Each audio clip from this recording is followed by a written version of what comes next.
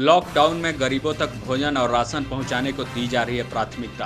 रांची जिला प्रशासन गरीबों को मदद करने और खाद्यान्न पहुंचाने में तत्पर है। वैसे भी लॉकडाउन की वजह से शहर के सभी मंदिर, चर्च, गुरुद्वारा, मस्जिद बंद है। ऐसे में भीख मांगकर पेट पालने वालों का जमघट भी कम हो गया है। किसी भी चौक चौराहों में ऐसे लोग नहीं दिख रहे हैं। जिला प्रशासन की तरफ से ऐसे लोगों की मदद के लिए भोजन के पैकेट उपलब्ध कराने का दावा किया जा रहा है। कई स्वयंसेवी संस्थानों की ओर से भी ऐसी कोशिशें की जा रही हैं, पर सड़कों पर इक्का दुक्के ही ऐसे लोग दिख रहे हैं। देश भर में दिल्ली में केजरीवाल सरकार प्रत्येक दिन 2 लाख लोगों को भोजन उपलब्ध करा रही है। 335 सरकारी स्कूलों में ऐसे भोजन केंद्र उपलब्ध कराए गए हैं। केजरीवाल सरकार ने वैसे लोगों जिनके पास कोई काम नहीं है, राशन नहीं है, उनसे अपील की है कि वे लॉकडाउन में दिल्ली छोड़कर कहीं न जाएं। दिल्ली में रामकृष्ण मिशन संस्था की तरफ से भी कैंप लगाया गया है।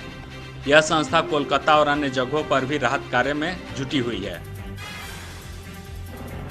लाइव झारखंड ब्रेकिंग की अपील। कोरोना वायरस के संक्रमण से बचने के लिए घरों में रहें और सुरक्षित रहें। प्रधानमंत्री नरेंद्र मोदी ने भी कहा है, जान है तो जहान है। हम भी आपसे यही आग्रह करते हैं कि लॉकडाउन के दौरान घरों में रहें और सुरक्षित रहें। खुद का ख्याल रखें और दूसरों का भी ख्याल रखें। जनहित में जारी।